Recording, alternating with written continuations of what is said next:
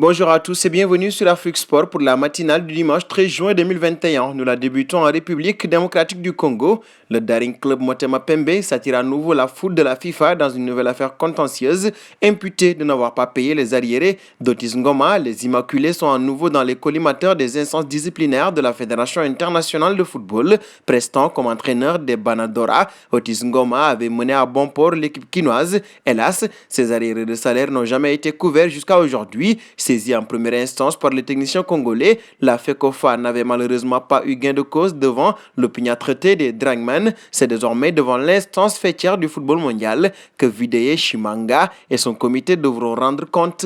Nous filons auprès de Yahlas Bebou. L'international togolais a été désigné joueur de la saison à Hoffenheim, une distinction pour ses performances en Bundesliga cette saison. Il devance le Croate Andrej Kramaric et l'Autrichien Christoph Baumgartner à l'issue du vote du public. Le Togolais a réalisé la meilleure campagne de Bundesliga de sa carrière. Bebou, qui évolue au milieu ou dans une position un peu plus offensive, a marqué 9 buts et délivré 8 passes décisives en 32 matchs. Le joueur de 27 ans a été l'un des acteurs de la remontée au classement du club. Un saut au Sénégal. La sortie de Sadio Mané sur l'état de la pelouse du stade dans la Dior de Thiès n'est vraiment pas du goût des autorités sénégalaises. Après le président de la Fédération sénégalaise de football, M. Augustin Senghor, le ministre des Sports sert une réponse sèche à l'attaquant sénégalais. Selon Matarba, les joueurs doivent se mettre dans la tête qu'ils peuvent être confrontés à des difficultés quand ils sont en Afrique. Ce que je demande à ces jeunes-là, c'est de se battre. Dans cette même équipe, il y a des jeunes qui sont nés en Europe et qui ont toujours vécu dans d'excellentes conditions, mais qui n'ont pas abordé le sujet ou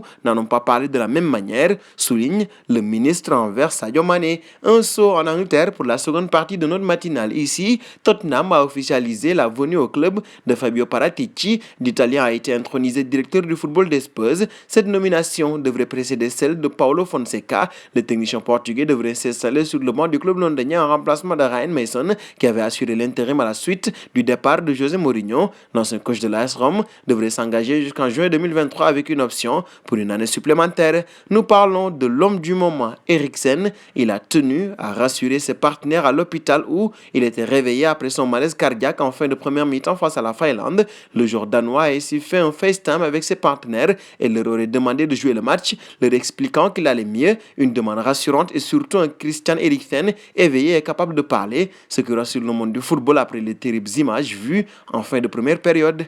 Nous terminerons d'ailleurs avec le cas Eriksen. S'il s'en est tiré, il devrait remercier le personnel soignant qui a agi très vite, mais aussi ses coéquipiers et son capitaine qui ont été exemplaires lors de la crise. Simon Kerr s'est ainsi assuré que Christian Eriksen n'avale pas sa langue, lui a administré un massage cardiaque et s'est assuré que l'équipe était autour de lui pour empêcher les caméras de télévision de filmer. Il a ensuite réconforté la femme d'Eriksen dans une période désespérée. On appelle ça un vrai capitaine.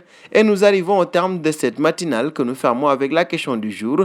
Comment jugez-vous l'attitude des autorités sportives du Sénégal envers Sadio Mané? Vos réponses seront attendues en commentaire. En attendant, n'hésitez pas à vous abonner sur Afrique Sport pour ne rien manquer du football continental et international.